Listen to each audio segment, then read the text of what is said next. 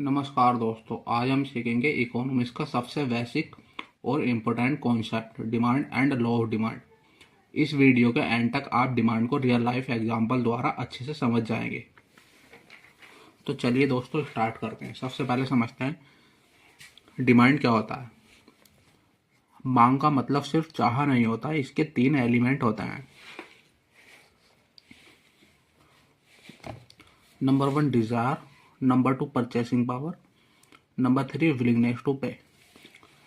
Desire किसी चीज़ को खरीदने की इच्छा, परचेसिंग पावर मतलब आपके पास पैसा होना, विलिंगनेस टू पे खर्च करने को तैयार होना। कभी कभी ऐसा होता है आपको किसी चीज़ को खरीदने की इच्छा होती है लेकिन आपके पास पैसे नहीं होते, तब डिमांड नहीं बनती।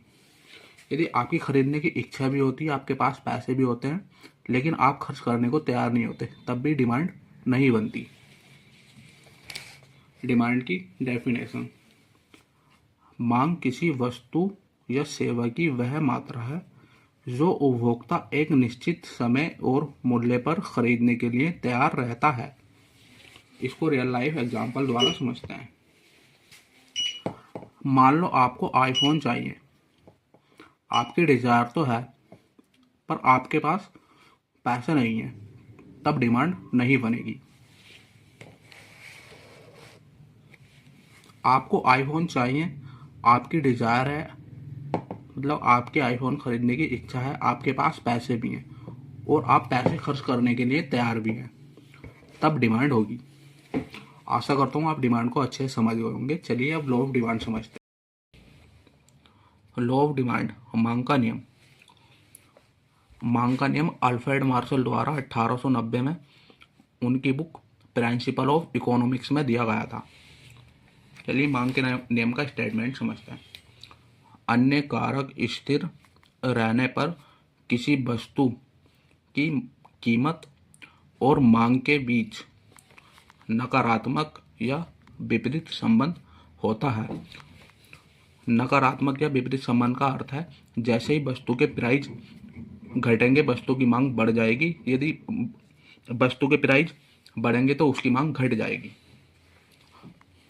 अन्य कारक स्थिर रहने का मतलब कंज्यूमर की इनकम, उसका टेस्ट एंड प्रेफरेंस सेम रहनी चाहिए।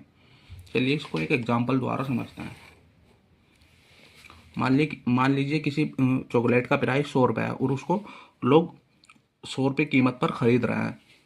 अगर चॉकलेट का प्राइस बढ़कर 100 रुपये से 150 रुपये हो जाए तो उसको लोग कम खरीदेंगे। यदि चॉकलेट का प्राइस 100 रुपये से 50 हो जाए तो लोग ज़्यादा खरीदने लगेंगे।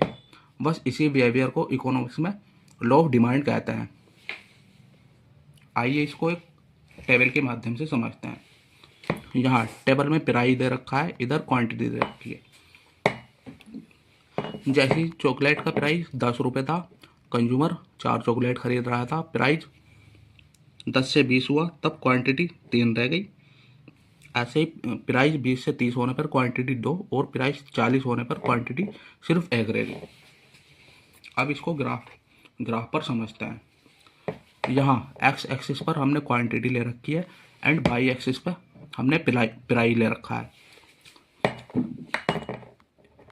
सबसे पहले देखिए, यहाँ 10 रुपये प्राइस पर कंज्यूमर 4 चॉकलेट खरीद रहा है।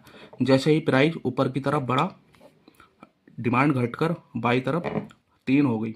ऐसे ही प्राइस 20 से 30 हुआ, तब डिमांड और घट गई, डिमांड सिर्फ 2 चॉकलेट की रह गई। ऐसे ही प्राइस जब 40 रुपये हुआ तो डिमांड बस 1 चॉकलेट की रह गई, डिमांड और कम हो गई।